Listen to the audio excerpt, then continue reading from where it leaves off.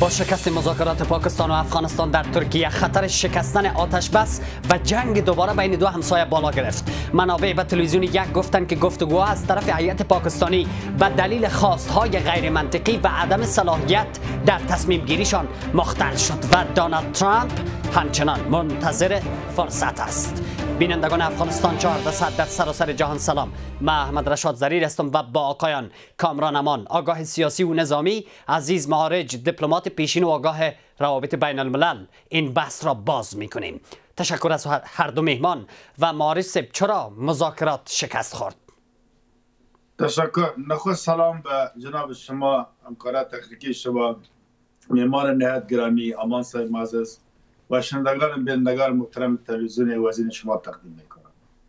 ببینید، تاریخ نشان داده از ایجاد پاکستان 1947 به این طرف هر زمانی که تعهد کردن، مثلا قرارداد را امضا کردن، مذاکره کردن، مثلا همه چیزی که وعده کردن، نه به تعهد خود استاد بودن، نه به وعده خود استاد بودن، نه به وفادار به چیزی که امضا کرده بودن، قرارداد داشتن، همیشه ایره بنا بر منافع خود شکستانده و بنا بر پروژه‌ای که از کشورهای بیرونی گرفتن. چون پاکستان به خاطر پروژه غرب توسط کشورهای غربی ساخته شده با اهداف خاص. پس چرا مذاکرات شروع کردن؟ چرا شروع کردن مذاکرات وقتی هدفشان، نیتشان این بود؟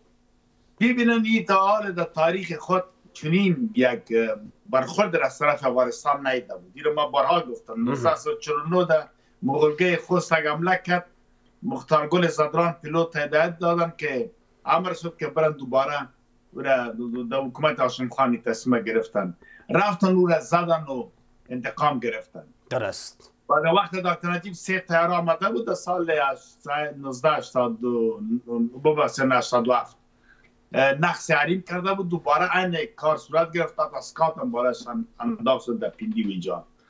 و این رقم جبهه‌ای حمله صورت نگرفت تا امروز. پاکستان فکر نمیکرد و بعد از اینکه به اصطلاح مجاهد کلمه پاک است، همی شر و فساد که آمده بودن، در این وقت زمان با دست آزاد داشتن. همه کار که میخواستن جنرال امیدگل آمده بود، مشاور استاد ربانی بود و جنگای داخلی و از بند بردن اردو و سلاح و مهمات. و بعد از اون در وقت جمهوریت با وجودی که امریکا یا بودن و اینجا یک نظام ساخته شده بود، یا بمبار خود میکردن طرف بدخشان، کنر، نورستان، جنوب افغانستان، یا فکر میکرد که مولا سابقه چنین جواب نیده بودن. با این خاطری جواب که دید، یا چون پروژه از کشور غربی دارن که می ساعت نارام شوند و بالاخره زمینه مساعد شد که طرف بانگاه مارسب منابع به ما گفتن به شکل ظاهری گرفتن و چند دلیلی که بخواه تحمیل کنه که شما با هند رابط نداشته باشین، مثلا خط دورانه صفحت بوجه بنگارن نشته کنن و بعض شرایط دیگه خدا داشتن. درست. جناب معارج، منابع به ما گفتن که مثلا یکی از خواستهایشان در مذاکراتی بوده که گفتن که شما TTP را، آزادیخواهای بلوچ، تمام مخالفای مسلح ما را اول اجازه بدین که ما انتقال بدیم به افغانستان، بعد در افغانستان به اینا حمله کنیم. واقعا یعنی چی؟ ببین، اول خود TTP و یا ساخته شده خود ایسای است. دو میکمی TTP چطور از سرحد از یک طرف میاد؟ این خودش یک سوال است. از امی خط دورانه که یا سیم خادار نست کرد و داوای 6 لک اردو را هم داره و نظامی ها بیارن، چرا میذارن بیان؟ ببینن امی عیسی خان لقاری فکر میکنم سال 1988 بود، 89 بود یا 90 بود، امی آخره وقت نجیب بود. این یک نامه نشته کرده برای کابل که بیاین ما شما دوستی کنیم، چون روسا برآمدن و این گپاست. این را در این معطف قرائت میکرد، این را خواند تلویزیون. درست. این نامه را و این سر بحث سری. پس دکتر نجیب حکومت برز گفته بود که شما مخالفین ما را تقویه میکنین، نگاه میکنین، روان میکنین، برای ما چی رقم دوستی کنین؟ در جواب برز گفته بود پاکستان که این از دست شما میاد. به اینجا آمدن، ما نخواستیم، شما نارا ساختیم، بالای شما جواب میکنن. بو خاطر امروز TTP را از دست شما میاد.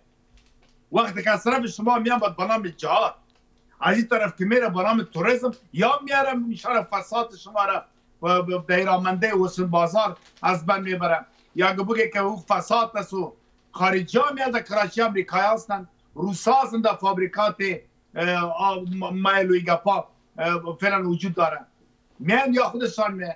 اگه اون مسئله باشه چند سال همی کار شما کردین روان کردین، باز میگه که ما صاحب نگاه کردیم و نان دادیم، چند نفر نان دادیم؟ 1 میلیون 2 5 میلیون، حالا 35 میلیون جنگان دیم، 35 میلیون ناران سام دشمن کو ساخته. باز میگردم خدمتتان مارسه. امروز که باید مذاکره میشینم، مرحله اول از قطر بود، گفتن وعده کردن که مرحله دوم در ترکیه، اینجا شرایط دیگه خدا آورده، شما ببرید تی تی پی و دشمنا و یارا در افغانستان داخل با کل جنگ افغانستان. دوباره برمیگردم خدمتتان. بسیار تشکر. یا کل شروع چلت پروژه خارجی است، غرب است، امریکا است، یا اجازه و صلاحیت ندارد بو خاطر فرار میکنه.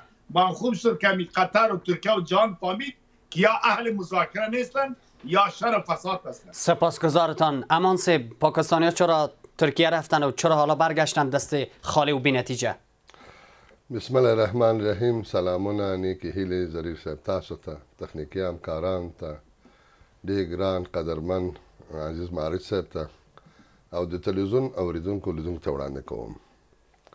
بیا این که اول همی اجازه بدن که ما همی دولت پاکستان در چند ثانیه تشریح کنم که حکومت چی رقم حکومت بفرمایید. حکومت پاکستان دست نشانده انگلیس بوده، زایده مادرش انگلیس است، پدرش امریکایی است و مربوط از اون است. یک موضوع. موضوع دوم، پاکستان سیاست خارجی مستقل نداره، صلاحیت‌های داخلی نداره، اقتصاد نداره و هماهنگی بین نظام و بین مردم وجود اصلا نداره، نداشت هیچ وقت. بین احزاب سیاسی و حکومت روابط بودن و هم به زور پول انگلیس و امریکا. حالا دولت‌های صوبه‌ای پاکستان هم روابط خود هماهنگی با حکومت مرکزی اسلام آباد نداره. بالا بریم، فوج هماهنگی با استخبارات نداره، استخباراتش ایسای با فوجش نداره. ای اردو ارگان با حکومت ملکی مثل یک غلام، مثل یک مزدور فکر میکنن که یعنی او غلام اول است، غلام دوم است، غلام سوم حکومت ملکیشان است، غلام چهارمش حکومت های صوبه‌ایشان است. درست. پس میگین تصامیم در مذاکره هم دست خودشان نبوده. فکر کنین که حلقه به حلقه نآمدن، یکی بالای خود از یا بالای سر از خود دیگه داره، باز اصل مادر و پدرش دیگه جای زندگی میکنه. این یک موضوع. موضوع دوم، بدبختانه بین همی غلامی بودن 78 سال حال یک غلام نوی پیدا شده در پاکستان. کی است؟ او یک حلقه است. خب حلقه خاص تروریستی است، به قدرت رسیده که نه به مردم خود رحم کرده میتونه، نه به بلوچ، نه به پشتون، نه به سن، نه به حتی مخالفین احزاب سیاسی خود پنجاب رحم میکنن. ای در نظامیان است، در سیاسیان؟ دمی نظامی است، دمی استخبارات شم است و در حکومت ملکی. شهباز شریف اسای کو یک آدم متعصبی که او دیگه هیچ کس نیست. متوجه شدی؟ یا خواجه آصف. خواجه آصف است، هر کدامش. ما همه تا اشخاص جمع شده است بین مردم. این حلقه خبیثه ملت پاکستان غصب کرده، سرزمینش غصب کرده، گرفته، میخواه اینا را به جنگ بکشن، اونا را کشته بره و اهداف غربی ها را و اهداف امریکایی ها را میخواد در منطقه تطبیق کنه، علیه چین، علیه روس، علیه ایران، علیه افغانستان، علیه هندوستان. و اگر امریکا برش تیوید کنه که خیر و خیرت فلانی دوست فلانی دشمن، باز اونا بیادبی بسیار زیاد ما چارپای واره میشه که بیقی صحیح سونمو دوست دادن. ما میگم که چرا افغانا روادار به این موضوع ساخت که جنگ به بزرگی ببره.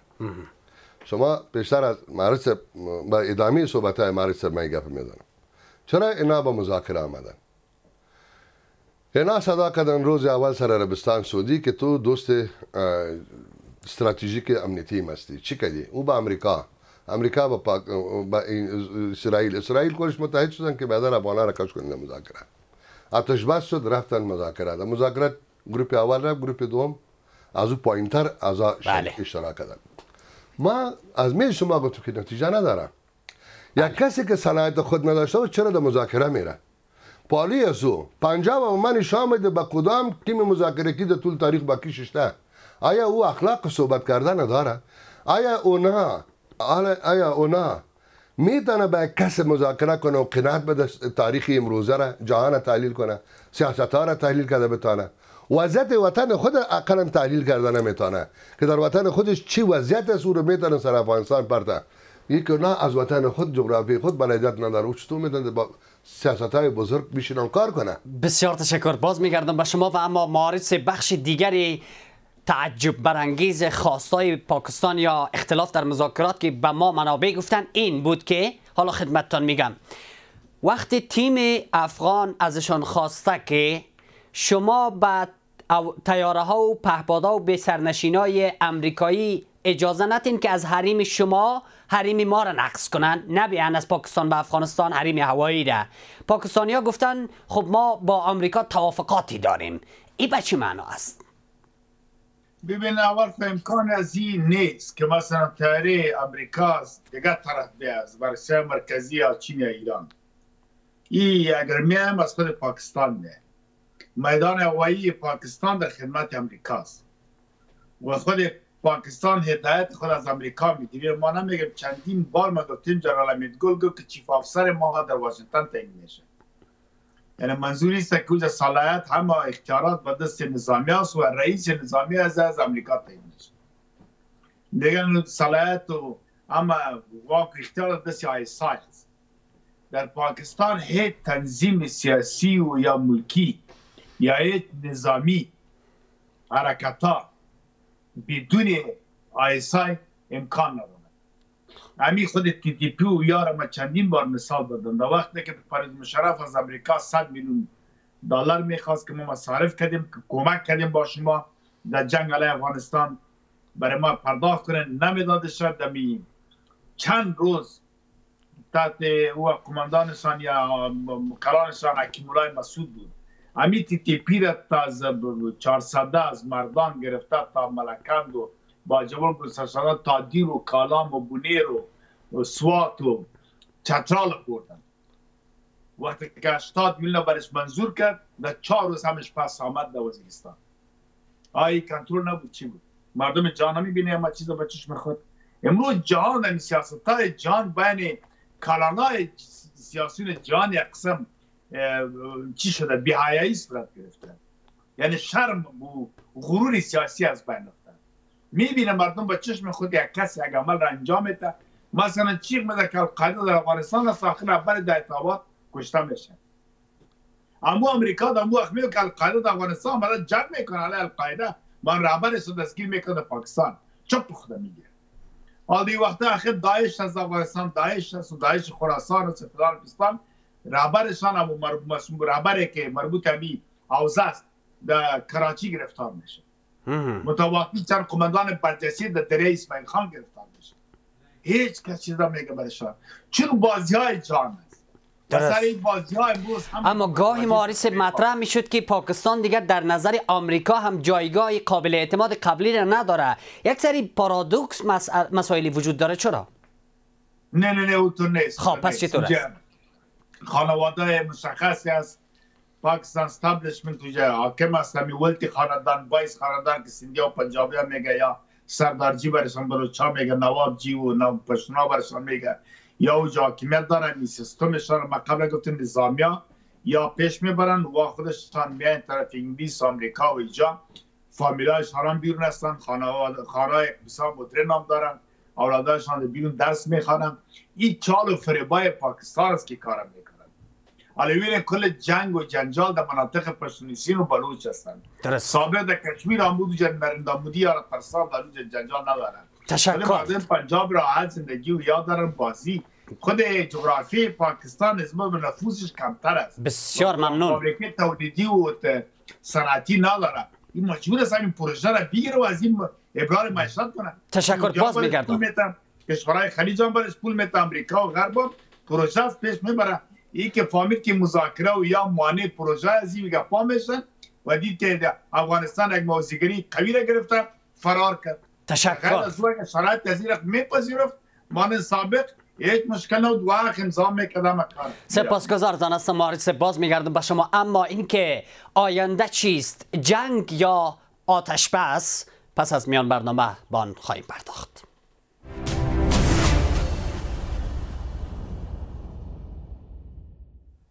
سلام مجدد. امان صاحب، حالا چی میشه؟ دوباره جنگ؟ ګوره ضریر صاحب، دا وضعیت مشکل د سړی وایي چې جنگ په دې څه مذاکره نن ختمه شوه.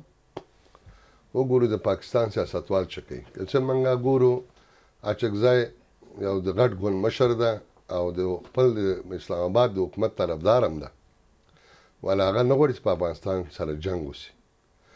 د پاکستان خلک هیڅوک نه غواړي، پی ټی ایم جنگ نه غواړي. بله، رهبر پی تی ایم هم به همین خاطر قرار بود بازداشت شود. جنگ نه غواړي، بلوچان جنگ نه غواړي افغانان سره. طبیعي خبر ده چې دا غاړه هم افغانان دي، هغه غاړه هم افغانان دي. پنجاب ډیر لوی پلان لري چې بس په موږ باندې خپل مابین کې سره واچي او دا منطقو د پښو لاندې کو. خو که چېرته جګړه ده اسلام آباد نه شروع کېږي، مجبور موږ ځان اسلام آباد ته ورسو.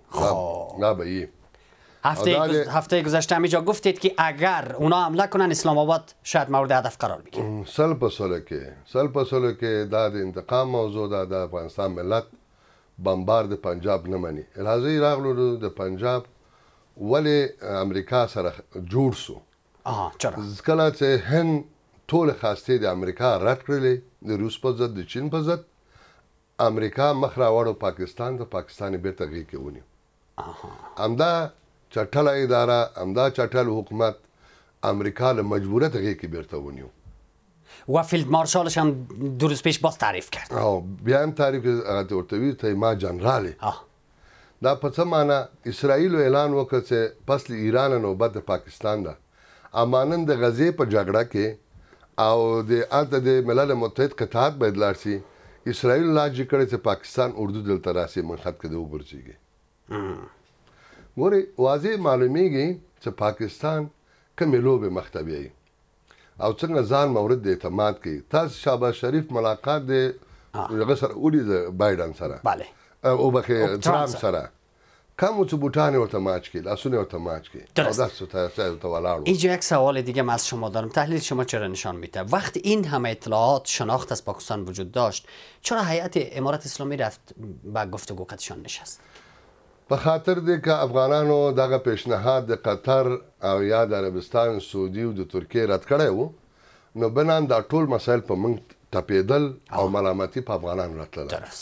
افغانان نرغونده لاړه هلته په سندونو سره، ویډیوګانې د داعشیانو، طرح ترور دی رهبري د افغانستان د حکومت، طرح ترور د علماو، انفجارات په افغانستان 4 کالو کې، دا ټول سند سازي سوي دی، وړي دي خارجیان په مخ کې اچولي. هلته عربستانیان ناست. پاکستان حتی طرح ترور رهبران افغانستان را هم داشته رویدست داشت. وزیر مهاجرین کی به شهادت رسان، والی بلخ کی به شهادت رسان، علمای ما را کی به شهادت رسان، قماندان قلوردی افغانستان در 420 روز اول هفته 9 پیروزی امارات اسلامی او را به کی به شهادت رسان؟ داعش خراسان در کجاست مرکز؟ رهبریش در کجاست؟ پیشتر مهری صاحب چی گفت؟ در کجا گیر آمد؟ آیا اعترافات از اونا نیست؟ آیا امی لحظه در زندانهای افغانستان خارجه داعشی، طبیع خارجه دیگه کشورها بدون پاکستان موجود نیست به شمول پاکستانی خودش پنجابیا؟ اینطور است ضروری است که امی صدا را بارها ذبیحالله مجاهد اعلان کرده که ما اینا گرفتاری کردیم، اینا زنده در دست ما اعتراف کرده، اقرار کرده. امی عمل تروریستی که در ایران اینا کردن علیه سالگرد رهبر پاسداران ایران 140 افسر دیگه اینا را از بین نبرد امی ایران. بله. کی بود؟ طرحش کجا جور شده بود؟ خود پاکستان. خب درست. یعنی پاکستان تنها برای افغانستان که به کل منطقه برنامه شکست. به کل منطقه است. گوش که 11 سیلانی در هندوستان در کشمیر کی از بین برد؟ امیا نبرد که بالاخره 4 روز جنگ چسبید در بینشان. یعنی منظور از این است که یک پست است، یک اده نظامی است علیه می کشورها، علیه منطقه با مفادات امریکا نان بته فرمان بته. اینا را نان میتن و فرمان هم برشان میتن. ما پیشتر سوال اول گفت که اینا صلاحیت ندارن، نه سیاست خارجی به دست است، نه سیاست داخلی بلکه سیاست. اگر می بود در 78 سال در قانون اساسی که اینا آیین یاد میکنن به او قسم هم خوردن یک مادهش خود تغییر میداد، برعکس ماده منفی و ضد اسلامی. آمدم سر موضوع تی تی پی او مردم است که امروز جهاد فی سبیل الله اعلان کرده. اگر این استخبارات پاکستان ایجاد میکرد امروز یه حالت سر ما می آورد و سر خود می آورد. هر روز امیال مکمل ولایت تخلیه است یک ولایت و هر روز یک ولسوالی از اونا سقوط میکنه. نمی ساحه پشتونشین ما، افغانای پشتونشین ما در اونجا سقوط کرده میره، اینا پستای فوجشان تخلیه کرده میرن. با تی تی پی تخلیه میکنن. این تی تی پی پیروز میشه اصلیشان. امروز با صدها افسر از اونا تسلیم شد، در گلاشان در گردناشان گل انداختن تی تی پی ها، ویدیوهاش آمدن. یعنی منظور از این است که جنگ بزرگ اونجا جریان داره، پاکستان با انزواست، پاکستان با سقوط پیش میره و جلوی از او هیچ کس گرفته نمیتونه.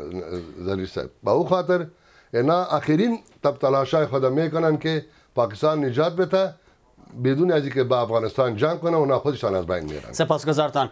مارس، یک نگاهی به اوضاع پاکستان اگر داشته باشیم، همین 2 روز پیش ما گزارشاتی داشتیم که یک درگیری کوچک مرزی با هند هم داشتن در مرز و خب در وزیرستان شمالی درگیری ها هر روز بیشتر میشه. به قول امان صاحب حالا تی تی پی هم پیشرفت‌هایی میکنه، دیگه مخالفان مسلحشان هم در حال انجام عملیات گسترده تر هستند. پاکستان خودش به کدام سمت روان است؟ ببینید جنگی که بین هند و پاکستان صورت میگیره جنگ کنترل است. قبلا ما دیدیم تقریبا 6 ماه پیش یا 5 ماه پیش درگیری صورت گرفت، با یک امر و یک تلفن ترامپ پردوش خاموش شدن، گفتن که آرام باشن که ما مسئول فصلی کارا نکنیم. او مسئله تحت کنترل است، چون در دو طرف نفوذ یک کشور غربی دوج زیاد است. داخل پاکستان شورش‌ها و نارامی‌ها را که ساختن ایره به خاطر جلوگیری از سرمایه‌گذاری چین، چون قبل پاکستان یک اشتباه کرده بود، اشتباهی که کشورهای غربی را قبول نداشت بوی سابقه به ذات خود کار خوبی کرده بود که عمل را انجام داده بود. بعدها چون مخالفی از زیاد شدن، سر از زیاد قدرت هم آوردن، عمران خان زندانی هم ساختن و حکومت از بین برد و این مسائل که شد یا ترسیده. خاطر جلوگیری سرمایه‌گذاری در گوادر و اینجا یا بلوچ‌ها هم خستاندن و تی تی پی هم زیاد زیر زبان. اینا را میگین خود پاکستان سازماندهی کرده حتی همین جنگا را؟ بله. امان صاحب خیلی با شما موافق نیستن. اینا میگن که خب مثلا تی تی پی جهاد اعلام کرده و پیشرفتاش دلیل حمایت مردمیش هست. خوی درست است، این مسئله هم است. مثلا مردم بلوچستان ناراض است و آزادی خود میخواهد و هم فرصت و موقع رو میبینه و تی تی پی هم میتونه است که صحیح که رهبریش وابسته با حساب یا خود باشن، چون این مصرف از این لوجستیک از این بودجه از این اصلی از این البسی از این طبعا این مالدار است، این خود مستقیم خوازنده هم گرفتن نمیتونه. درست. اما محاساکرشان تحت نفوذشان یا با عقیده‌ای باز می جنگن، این گپ اما درست است. اما در کل که ما بگم این جنگایی که در پاکستان میشن حتی در خلیج یا تحت کنترل نظام پاکستان را تهدید نمیکنه که یعنی مثلا دوباره بپاشه این نظام یا مشکلاتش کلان شده؟ ما اگه این فکر میکنیم همیشه، اگه این فکر داشته باشه که پاکستان یک کشور مستقل و جغرافیک مستقل است، این اشتباه است. این یک ایالت است، ایالت کشور غربی. ایالت انگلیس میگیم، ایالت ناتو میگیم، این ایالت است. در اینجا پس امیر ما اگه فکر کنیم ما میفهمیم که مشکل در کجاست. ما میفهمیم که راه حل ما در کجا، ما چطور میتونیم. امیر که مذاکره با پاکستان صورت میگیره، این شکلیات و این مسائل است که اما خود تشریح کرد، مجبور از دیپلماتیک و لیازی که افغانستان کشور جرگه و مرکه و صحبت و مذاکره است و حل تمام قضایا را طریق اول مذاکره میخواه و با کنار بعدش بعد از جرگه و بعد مذاکره اگه شکست خود با شمشیر خود میکشه. این واقعیت است. بو خاطر مجبورن بعد میرفتیم میشنیم که در سطح بین‌المللی ملامت نمیشه مثل که پاکستان ملامت شد. اما این ما باید فکر کنه که ما اوج شیشتیم با نماینده غرب و ناتو هستیم یا صلاحیت اختیار نداره. باز تاکید میکنم سیاست خارجی و داخلی پاکستان به دست خارجی است. پاکستان تا که تصمیمش غرب نگیره این جغرافیا با می حالت خود است. با همین شکل دوام میده. و شما چه فکر میکنین سیاست‌های دنیا، شما چه فکر میکنین مارس سیاست‌های حالا به قول شما بادارانشان ایجاب نمیکنه فعلا باید دوام کنه پاکستان به همین وضعیت باشه نپاشه از هم؟ و هدفی از ماست همیان همی شروعش گفار از خاطر همی ایجاد که بیاید دوباره باگرام به ثباتی منطقه را میخواد. تهدید جور میکنه با آسیا مرکزی، تهدید جور میکنه برای چین، تهدید جور میکنه برای ایران. هدف از واسه یا گفتن که قرار کنن. بعد علیه شکلی و ظاهری میره بیا که میشه مذاکره کنه. مذاکره چی؟ در چی ما رو مذاکره میکنه؟ از یک طرف جنگ و جندال و اخطار میتی و از طرف دیگه مذاکره امکان داره دو چیز همزمان. این مردم افغانستان فعلا درک کردن میفهمن. خود پنجابی‌ها و مردم جان میفهم پاکستان چرا ایران با پاکستان قرض نمیگیره، چرا مثلا هند باش قرض نمیگیره، میفهمه کی از چی ادب داره چی مقصد داره. وقتی که پیش بیاد طرف هند میزنش، طرف پا ایران برای ایران جزا میدهشن. ما این دفعه که افغانستان هم جزا داشت. حالا یا میشینن با بادرای خود که پروژه نو بگیره از کدام متد و تکتیک درنده استفاده کنه. عربستان هم پس متحد امنیتی استراتژیکش هم فکر میکنین حالا همسو با آمریکاست در این مسائل دیگه؟ 100%. این ما باید فکر نکنه که پنجاب آزادی گرفته و پنجاب آزاد است و پنجاب بیقرار است. تشکر. همین خود کود اتم خودشان بدست خود ندارم 160 وسیله اتمی که داره کودش در واشنگتن است. بسیار تشکر. باز میگردم به شما. اما یک نگاهی کوتاه داشته باشین به اینکه یکی از سیاستمداران امارات چند روز پیش مطرح کرد، گفت که پاکستان با احتمال کودتای نظامی هم مواجه است. ممکن است؟ سل په سله کې موږ نه وایو چې ټول د پاکستان څلور واړه صوبې خلک خرڅ شوي غلامان دي. پس چه هیڅ وخت ما مخکې حلقه د حکومت د پاکستان تشریح کړله. درست. مثلا کم حلقه په کم شرایطو راغله. ولې عمران خان انتخاب شوی سړی په زندان کې پروت ده. عمران خان په زندان کې مخالف ده، چکځای په مخالف ده، پی ټی ایم مخالف ده، بلوچان جنګیږي، ټي ټي پي جنګیږي، ټول جنګیږي. زه وایم چې حکومت د پاکستان سقوط کوي ډېر زر، او دا جګړه به د افغانستان سره جګړه تبعی د پاکستان به وي. دا مخکې له مخکې وایم د پاکستان په څلورو صوبو په خلکو باندې غږ کوم، په قوم پښتون باندې، بلوچ په قوم باندې غږ کوم، د سند په قوم غږ کوم، د پنجاب په قوم غږ کوم چې د حکومت مخه ونیسئ، حکومت چپه کوي، یو ملي قیام وکړي، څلور واړه صوبې د په مرکز حمله وکړي او را دې سي اسلام آباد د چپه کې په بل مخ حکومت د ختم کې، نظامیان د پاکستان له قدرته باید وغورځېږي، ملکی حکومت د جوړ شي په نامه د اسلامي حکومت د اعلان کې. امریکا و انګلیس اجازه میتن؟ ګورئ یو بل متل وایي د خلکو زور د خدای زور ده. که خلک وغواړي ټولنه وغواړي هر کار کولی شي. خلکو زور و چې امریکا ماته وخوړه، ناټو ماته وخوړه افغانستان کې 20 کلو کې. آیا اسلام آباد ماته نه خوري دا څلور صوبې پر سره ووځي؟ خوړلی شي.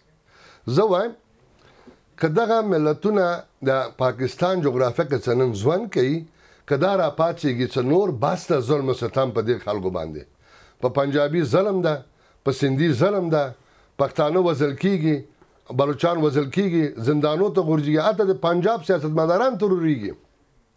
هغه څوک چې واقعا غواړي صلحامیزه ژوند وکړي پښتنو، بلوچانو، سندیانو سره، هغه هم هغوی له منځه وړي، د هغوی باندې هم پروا نه کړي چې دا پنجاب ده. دلته خو پردۍ ګټې دي. زه وایم که دغه حکومت دوی چپه کړي او ملکي حکومتونه صلاحیت لاسته راوړي، چې حقا رئیس جمهور باصلاحیته اوسي، نه صدر. درست. قانون اساسي مطلق له منځه ملغا اعلان کړي، نوی قانون اساسي جوړ کړي پاکستان ته، بهرنی سیاست ځان ته وټاکي، داخلي سیاست ځان ته وټاکي د اسلام په بنا کې. هغه وخت کولی چې پاکستان د ګاونډیانو سره ښه روابط لري او په دغه صورت کې موږ کولی چې اقتصادي رشد وکړو. نه به امریکا ته ضرورت لرو لاس وغځو د خیرات، نه به انګلیس ته لاس غځوو، نه به غرب ته غځو، نه به شرق ته غځو. اما ترس تجزیه پاکستان هم باز وجود داره. که چېرته ملتونه مشترکن د اسلام آباد حکومت چپه کې تجزیه کېږي، نه پاکستان. او افغانان هم افغانا تجزیه پاکستان نمیخوان. افغانستان خلک هم نه غواړي چې پاکستان تجزیه شي. خب درست. اگر افغانای لروبر بخوان که حالا یک شون باز چی؟ هغه بیا رفدم باید وشي صلحامیزه، نه په جګړه کې. موږ د افغانانو په ټول د تاریخ کې ارزو دا وه چې افغانستان باید صلحامیزه هېواد پاتې شي په منطقه کې. یو په دې چې موږ 6 هېوادونه ګاونډي ځان سره لرو، 6 معنې یو هم نه. اما پاکستان سره څو هیواد دي هند چین افغانستان د ایران څلور دوه موږ سره اضافه دي سرحدونه منظور دا ده چې دوی باید پاکستان ملتونه که مشکل حل کې خپل پاکستان ته ځای نجات پیدا کړي نه به هندو سره غرض کوي نه به امریکا د تلاس وهنه وهي نه به انګلیس نه به شرق نه به غرب که دوی مستقل حکومت ځان ته جوړ کړي لکه افغانستان غوندې او موږ سره موږ دروازې ورته وازي به پاسپورت به تر قزاقستان پورې ځو به پاسپورت ویزه به تر تهران ځو به پاسپورت ویزه به تر لاهور تر پنجاب ځو مثل اروپا ولې دا ځوان موږ نشو کولی شو چې موږ پردي لاسونه دې منطقو نه قطع کړو غلامي نه لاس وباسو زه څه وایم د جمهوریت په وخت کې آیا تاسو فکر کوئ هغه جمهوریت مستقل و نبود د پاکستان نه بدتره غلام حکومت و د موږ جمهوریت شل کلن غلام و ولې موږ ځوانان نه پیدل موږ ځوانانو سترګې خاورې شیندلې وې ډالر یې بادول کورسونه دي میلې دي چرچې دي ترجمان ده مؤسسې دي څوک یهودیزم ته جذبېدل څوک عیسویزم ته جذبېدل څوک استخباراتي جذبېدل فعالیتونه روانو هېڅوک وږي پاته نه سوه په دې وجه باندې هغه حکومت ختم سو اوس وایي چې دا ملت خو موږ له لاسه ورکړه ګورئ که تاسې د انګلیس ماتې وګورئ ته څه شکل د ماتې جهان څونه په لرزه کې دغه امان الله خان ځوان هلک و اما موږ داسې امان الله خان دونه لرو افغانستان کې انشاءالله چې بیا به دا کوو خو پاکستان باندې غږ کوم ستا جګړه به افغانستان سره تا به تباهي او تجزیه به وي او وړاندیز مې هم دا ده چې ملتونه د پاکستان که پنجابی ده که سندای ده بلوچای ده پښتون ده جګ سه اسلام آباد په بل مخ واړوئ ادب نه څه ورته واچوئ کابینه له منځه بوزئ ختم کړئ حکومت. بسیار تشکر. اما بیننده های عزیز وقفه کوتاه میگیریم و باز میگردیم.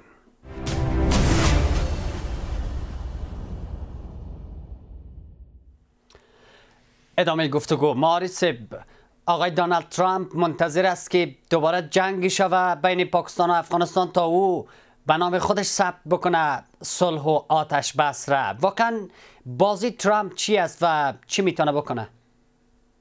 ببینید امریکا که در جهان جنگ نداشته باشه و حمله نداشته باشه دیگه چی حیثیت در جهان خواهد داشت؟ امریکا دیگه جدای از آقای ترامپ کلا امریکا که در مجموع یک سیستم از کار میکنه.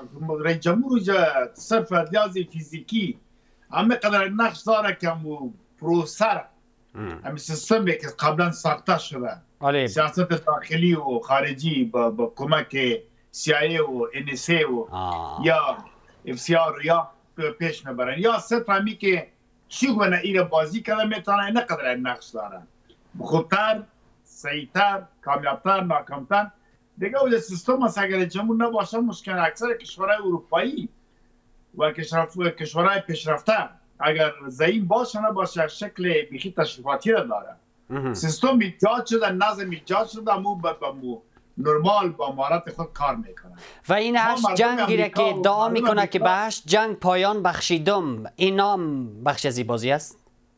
خیر او مسائل تبلیغاتی است مجموع که میگن که کار کردم او پروگرام است برنامه 100 ساله 70 ساله 50 ساله 5 ساله 10 ساله قبلا آماده میشن. درست. بازی را پیش میبره که چه رقم با کدام میتود با کدام ترتیب با چقدر مصارف چقدر مثلا ضایعات وقت زمان و همچنین الٹرناتیو از زیر مسنجرگری کار نتباست مورای یا آپشنای بعدی چی خواهد بود این سنجیده شده. مثلا جنگ خاورمیانه معلوم است که چه وقت شروع میشه چه وقت ختم میشه.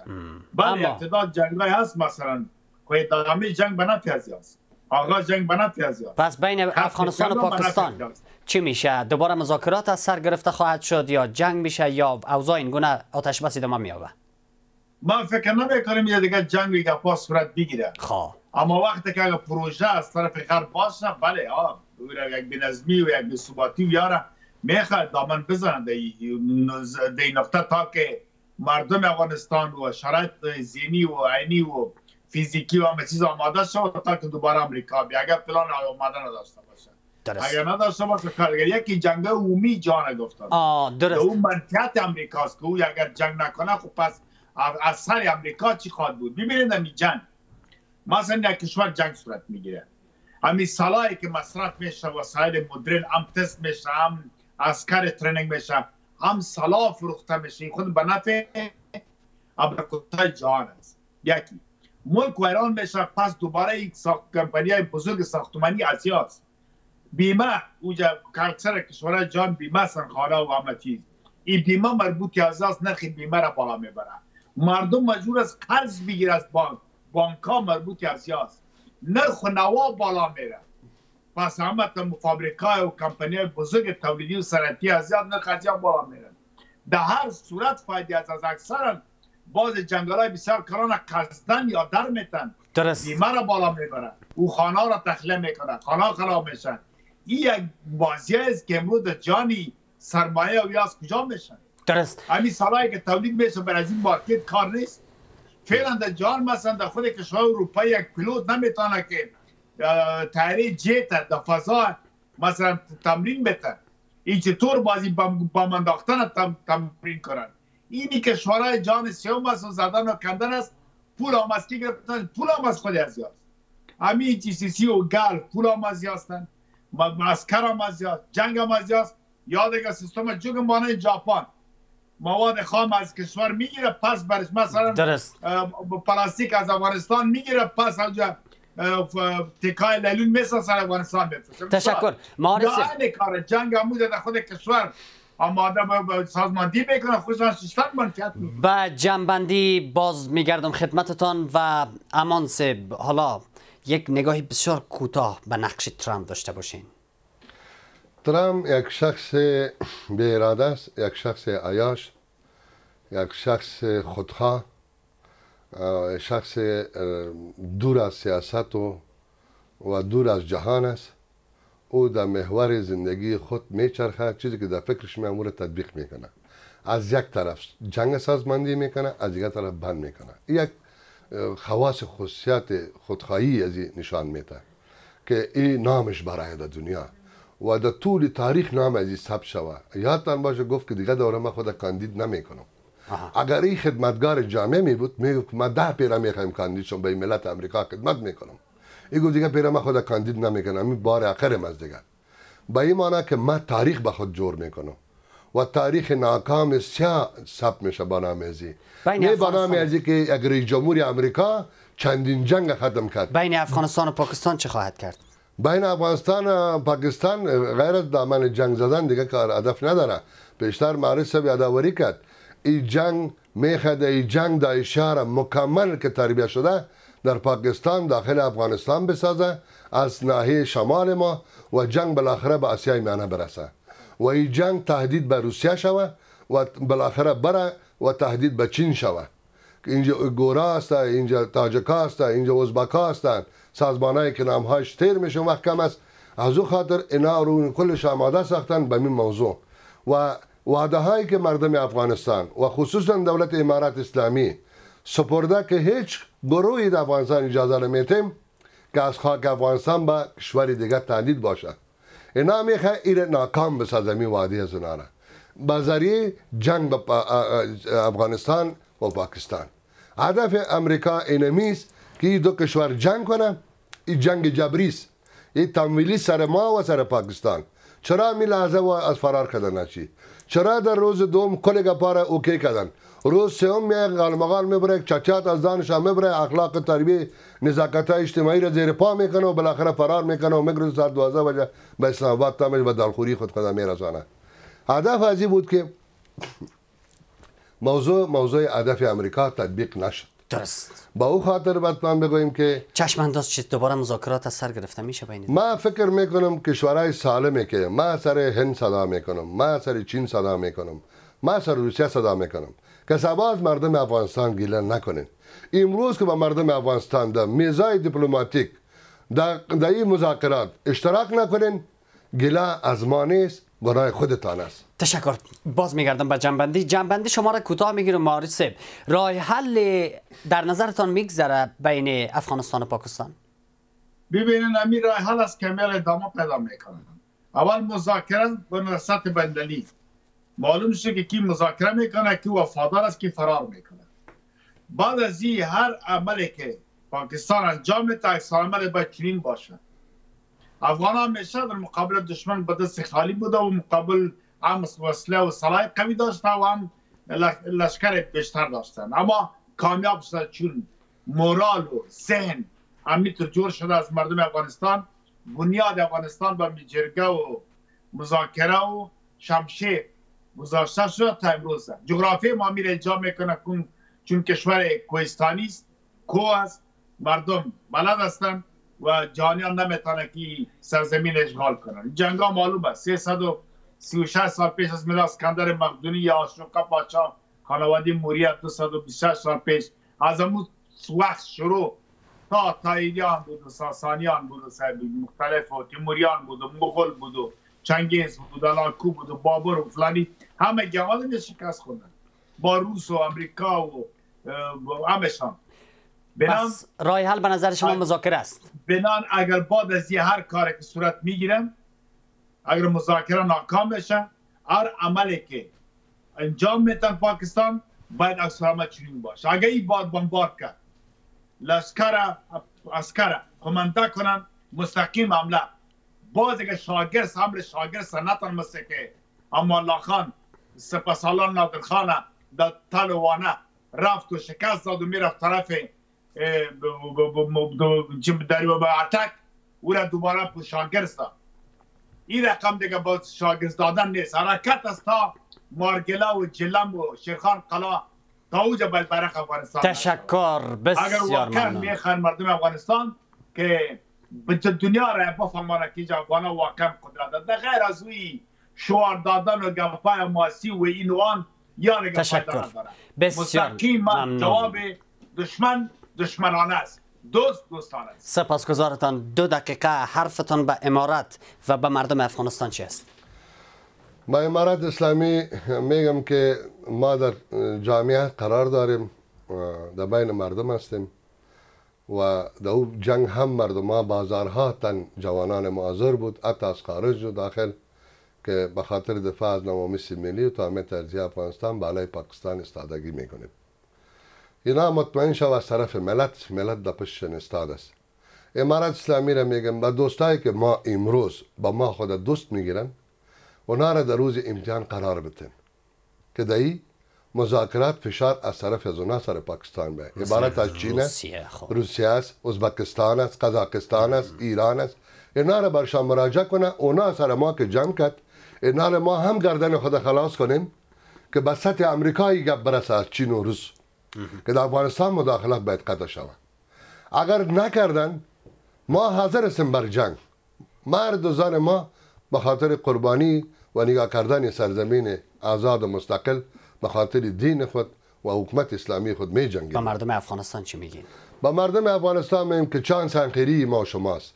اگر میخه مثل 100 سال در وطن ما جنگ بود و 50 سال ما را در گشنگی ذوب کردن، 50 سال در جنگ گرم ما را تباه و برباد کردن که با میلیون ها افغانای ما امروز سرگردان و در کشورهای مختلف تا افریقا و تا کجا رسیدن، در بدر شدن. کس زمان خود از دست داد، کس ایمان خود از دست داد، کس فوت کردن، کس مردهش حتی انتقال نشد. بیان که وطن خود نجات بدن مثل ملت‌های دیگه و بالاخره ما متحد شویم، با یک دست شویم، پشت حکومت امروزی ما استاد شویم و بهترین سیاستمدارا در حکومت قرار داره، بهترین علما در حکومت قرار داره که ما میتونیم به جای برسیم.